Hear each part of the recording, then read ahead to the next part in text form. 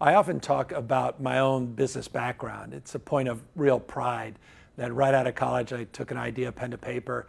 I got 13 investors that took a risk on me and that idea, and I opened a small business with one part-time employee, Pat Kelly. That business is still around all these years later. We've been able to grow it to multiple businesses all up and down the state. I say that not to impress any of you, but to impress upon you my passion for entrepreneurialism, my passion for small businesses, and the journey that every small business man and woman is on, and all the stress, but also all those magical moments that small businesses are part of. Today I had the privilege of meeting another small business leader by the name of Antoinette, who owns a little business in Natomas, California, a little coffee store, Maestro's Coffee Store. She's been able over the last year and a half to weather opening of that new business, as well as weather all the headwinds from this COVID-induced recession. We had an opportunity to meet with her because she is part of the narrative and part of the story of perseverance in this great state. Not only the perseverance of taking an idea herself and making this small business work, but also employing 8 people in the process and being able to work to get some of that PPP money from the federal government to help support that business. And now she's taking advantage of some of the small business grants the state of California is putting forth. And so I wanted to talk a little bit today about our economic recovery package, about what the state's doing to support small businesses, what we're doing to support the entrepreneurial spirit during this very, very challenging and difficult time. We're putting out today, and this is a preview of a budget package that we're putting out later in the week, $4.5 billion of business supports. We have immediate relief that we're proposing for small businesses, as well as a broader initiative for small business retention and advancing our entrepreneurial strategy, workforce development plans, strategies to jumpstart through investments in deferred maintenance, job creation, more housing supports to do the same, and then a strategy to advance our low carbon green growth through a zero emissions vehicle strategy. Let's start with the immediate relief for small businesses. We're putting out $1.75 billion, almost $1.1 billion for our small businesses, building on existing $500 million grant existing grant program that we were able to work in partnership with the California legislature. This program provides grants anywhere from $5,000 to $25,000. We want to build on that program that's just been launched in partnership with the legislature. We want to provide an additional $575 million in grants, getting up to that close to $1.1 billion. And by the way, if you're not familiar with this grant program, these grants are available. We're putting that process, we just put it in place. We extended the first deadline for grants on that first $500 million through the 13th of this month. You can go to careliefgrant.com. Go to careliefgrant.com. Learn more about how to get these. Are not loans. These are grants, $5,000 to $25,000, not just for small businesses, but also for cultural institutions as well as nonprofits. We're also putting out for immediate relief, hoping to work with the legislature to move fee waivers forward on businesses that have been most impacted by this pandemic. About 59,000 licensees just in the restaurant and bar industry, about 53,000 that are part of incredible mosaic of barbers and cosmetologists and manicurists and the like. And those fees we want to waive into the new year, and we're looking to do some immediate support in that space. $70.6 million is being proposed for these fee waivers and that relief. We're also looking to put up close to $750 million, a little over $750 million, to build on our successful California Competes tax credit. Very formalized program. It's about retention and recruitment of businesses with job guarantees. We want to put an additional $430 million up, build $180 million off the existing tax credit program, and put an additional $250 million, total $430, of new grants, and sort of expand the eligibility in that program. We want to build on our Main Street tax credit program that we provided $100 million for in the existing budget. These are tax credits of $1,000 per employee, up to $100,000 per business of tax credits for businesses that are employing people during this very difficult time. So another $100 million we're proposing through this initiative. We're also looking at loan guarantees of $100 million, building on this rebuilding fund. We worked with Janet Yellen, the former Fed chair, now new Treasury Secretary, if she's appointed, or approved rather, by the next administration, the Biden administration. She worked on our jobs and workforce task force, came up with an idea on this rebuilding fund, which is all about leverage. So that $100 million is all about leveraging additional resources and loan guarantee programs for those that aren't getting SBA loans, aren't getting PPP loans and the like. We want to do more sales tax exclusions. I'll talk more in a moment about some of the work we did to help support and defer sales tax collections. But we want to provide sales tax exclusions, particularly to advance our innovation in the climate space and energy and transportation.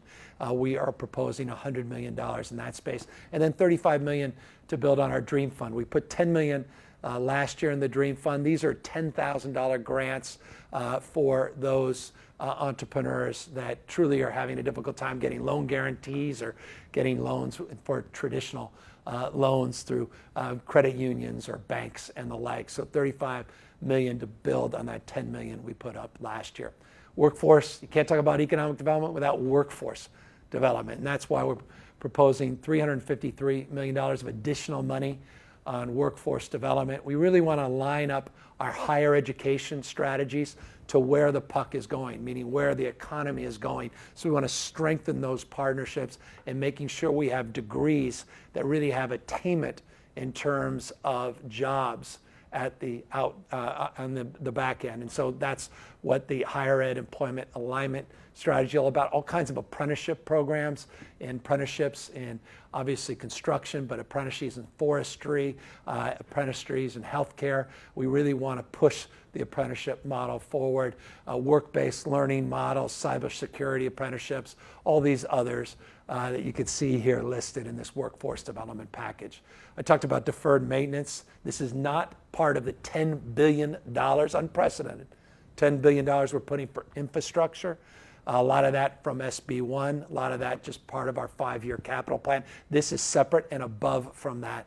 $300 million of additional supports for deferred maintenance, Department of Water Resources, Judicial Branch, Forestry, Fire Protection. These are things get things moving, get dollars out there, leverage programs, leverage private sector dollars, leverage other state, federal dollars that are regional dollars, grant funds. Again, this is all about stimulating economic growth, creating jobs. In addition to that, housing, one of the great economic stimulators in terms of getting jobs going, getting real sort of multiples in terms of job supports, direct, indirect jobs specifically.